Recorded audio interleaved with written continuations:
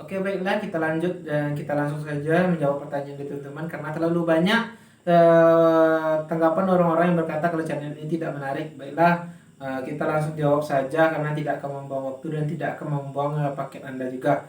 Kita jawab pertanyaan dari Gula Batu, yaitu pertanyaannya itu kenapa Boruto tidak memiliki Byakugan sedangkan Himawari memiliki, sedangkan mereka itu bersaudara. Baiklah, ini memang bukan channel anime, saya cuma menjawab pertanyaan dari orang-orang yang ingin bertanya. Jadi saya jawab, saya cari referensinya di Google dan anime-anime serta dengan cara-cara lain. Oke, jawabannya seperti ini, mudah saja. Dojutsu seperti Byakugan adalah dojutsu level atas. Karena begini, Byakugan adalah mata yang dimiliki oleh dewa. Jadi tidak semua orang yang bisa mengendalikan dojutsu seperti Byakugan ini. Sebagai salah satu contoh itu Himawari, kenapa Byakugannya bisa aktif ketika di umurnya masih muda? Jawabannya mudah saja, yaitu karena adanya memiliki cakra Rekudo di dalam dirinya. Kenapa bisa ada cakra Rekudo itu? Karena pada perang dunia 4, dunia shinobi keempat dulu, waktu Naruto dan Sasuke melawan Kaguya, masih ada tertinggal cakra dari Rekudo. Kenapa begitu? Buktinya Sasuke pun sampai sekarang masih memiliki cakra Rekudo, yaitu sebelah mata sebelah kirinya, yaitu Rinnegan Tomoe. Oke, seperti itu juga lah Naruto, tapi dia tidak pernah menggunakan jurus-jurus yang digunakan Rekudo. Contohnya tongkat kebenaran yang warna-warna hitam itu, yang bola bijunya itu yang di punggungnya itu, dia tidak pernah menggunakan itu. Dia lebih menggunakan kekuatan dari Kurama secara langsung. Jadi cakranya tetap menurun. Contohnya seperti ini simpel saja. Kalau masih tidak percaya kenapa cakra dari Hagoromo ini masih bisa menurun, ini coba perhatikan baik-baik Naruto. Naruto memiliki 3 kumis di kanan dan kirinya. Kenapa dia bisa memiliki kumis seperti itu? Karena ibu dari Naruto itu yang bernama Kushina Uzumaki, waktu ingin melahirkan Naruto, cakra dari Kurama ini dia itu jebol dan masuk ke tubuh Naruto. Itu sebabnya Naruto itu lahir dengan bentuk memiliki kumis. Cakra dasar Naruto itu berwarna biru dan cakra dasar Kurama itu berwarna merah. Jadi karena cakra yang jebol ini, jadi itu sebabnya Naruto memiliki ciri-ciri fisik, yaitu memiliki kumis pada bagian pipi kanan dan pipi kirinya. Itu karena adalah kejebolan cakra yang masuk ke dalam tubuhnya. Jadi itu sebabnya dia dengan mudahnya menarik cakra biju keluar dan masukkan ke tubuhnya. Bahkan tidak semua orang bisa melakukan. Contohnya yaitu Sora. Masih ingat Sora? Pada movie Naruto waktu masih kecil, dia pernah bertemu Sora yang ayah dari Sora ini dia mengambil cakra Kurama yang tersebar di seluruh Konoha dan dimasukkan ke tubuh Sora, dan saat itu pun Sora berubah jadi biju ekor 4. Dia tidak mampu mengendalikannya. Nah, tidak semua orang yang bisa. Tapi contoh yang lain, karena kenapa Sora tidak memiliki kumis sedangkan dia juga memiliki cakra Kurama? Alasannya itu cakra Sora dan cakra Kurama tetap terbagi. Contohnya seperti ini. Coba lihat tangan kanan pada Sora itu, dia memiliki bercak-bercak itulah sebagai segel untuk menyimpan cakra biju. Jadi otomatis cakra biju dan cakra Sora itu tidak bercampur, tidak seperti Naruto. Contoh cakra yang bercampur lainnya adalah contoh cakra yang dimiliki oleh Ginkaku dan Kinkaku. Itu sebablah mereka memiliki kumis, karena mereka langsung memakan daging mentah dari biju. Makanya dia menjadi biju yang memiliki kumis. Nah, jadi seperti itulah penurunan dari cakra Hagoromo ini kepada Himawari. Nah, jadi cakra Hagoromo memperkuat dojutsu yang ada. Contohnya seperti ini. Sasuke memiliki eksternal Magikyo Sharingan. Kenapa dia berubah jadi Rinnegan Tomoe? Karena pengaruh dari cakra Hagoromo. Seperti itu juga lah dengan kekuatan mata yang dimiliki oleh klan Hyuga. dia juga terpengaruh oleh Cakra Hagoromo sehingga mata dari si Himawari ini dapat bangkit walaupun dengan usia yang kecil. Sedangkan untuk Boruto sendiri, Boruto ini dia lebih mengikuti gen kepada ayahnya, yaitu kepada Naruto. Dia lebih mengikuti kepada klan Uzumaki daripada kepada klan Hyuga. Sebenarnya Boruto juga bisa membangkitkan Byakugannya karena dia masih memiliki darah murni Hyuga. Hyuga itu terdiri dari darah murni, itu adalah keturunan dari Hanabi, contohnya keturunan dari Hinata. Sedangkan darah campuran dan atau darah klan yang level bawahnya itu contohnya Niji. Kalau Niji mungkin kalau menikah dengan klan lain seperti yang Hinata menikah dengan Uzumaki itu mungkin keturunan Niji mungkin tidak memiliki Byakugan, atau bisa juga memiliki satu buah Byakugan. Seperti itulah yang terjadi karena selama ini klan Hyuga ini dia memiliki tingkatan-tingkatan, sedangkan tingkatan untuk Hinata dan Hanabi ini adalah masih darah murni dari klan Hyuga, jadi belum ada campuran-campuran yang lain. Itu makanya dia sebut klan utama. Itu makanya Toneri ketika mengambil mata dari Hanabi ini bisa mengubah mata Byakugannya menjadi Tenseigan. Alasannya itu sama seperti membangkitkan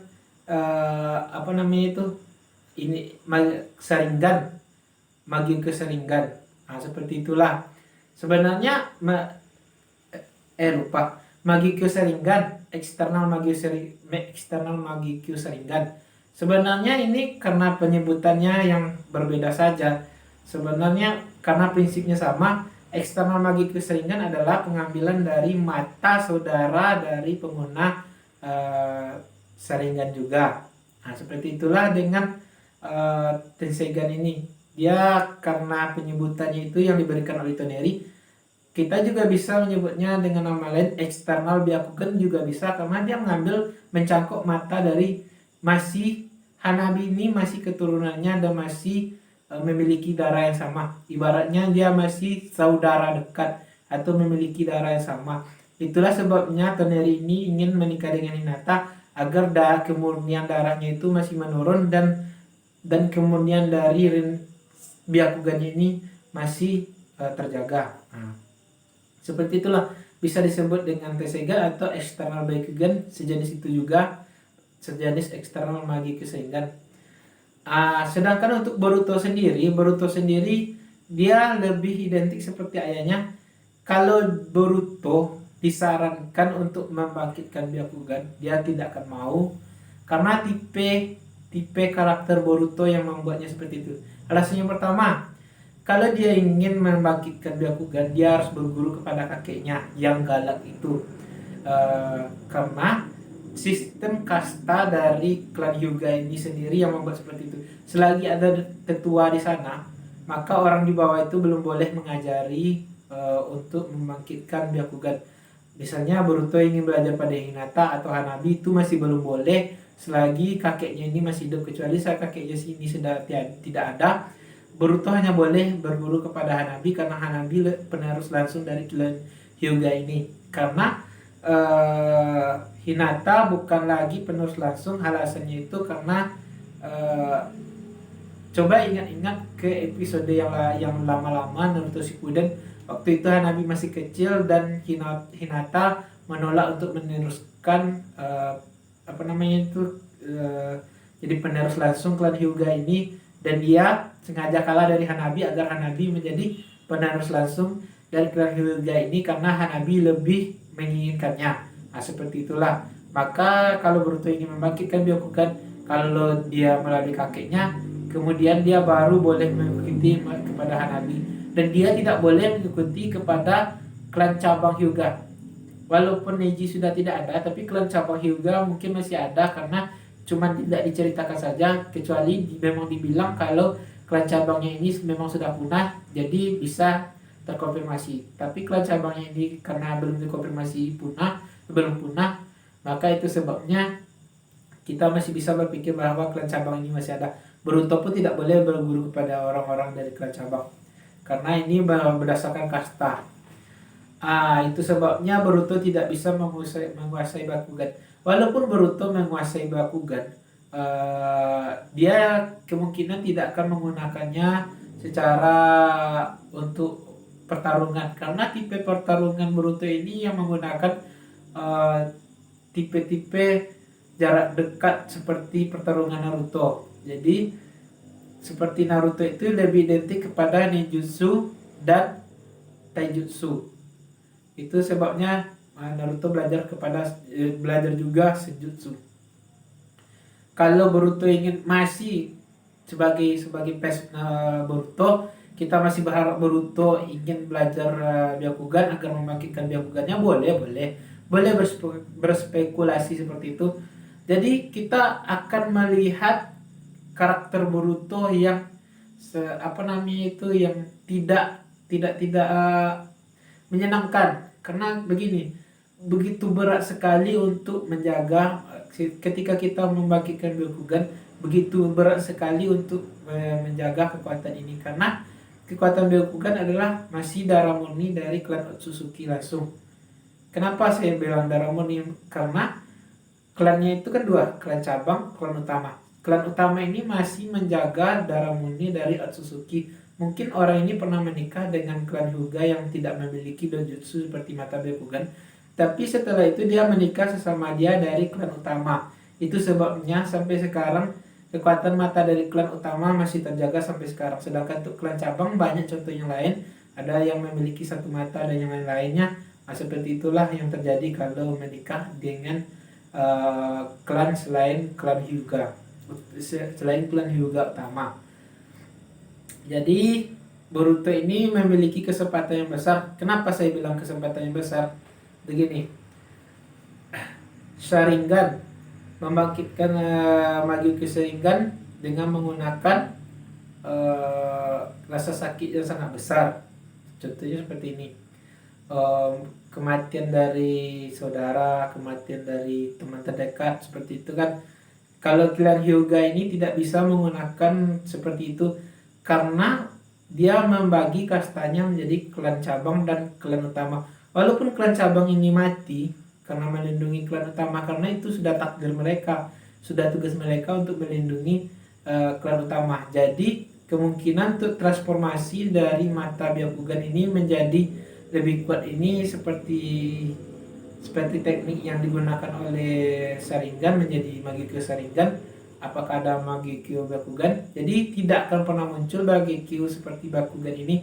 Perubahan dari Byakugan ini menjadi lebih kuat seperti itu, karena dia tidak memiliki keterikatan dengan kasta yang lain. Dia hanya memiliki keterikatan sesama dia. Walaupun begitu, kita tidak melihat keterikatannya itu terlalu dekat seperti yang dimiliki oleh kasta-kasta lain. Contohnya seperti ini, antara Hinata dengan ayahnya kan tidak terlalu dekat, antara Hinata dengan Nabi kan tidak terlalu dekat. Oke, video ini sudah terlalu panjang, 13 menit. Kita lanjut saja ke part 2 nya nanti. Jika ada yang bertanya aja, silakan.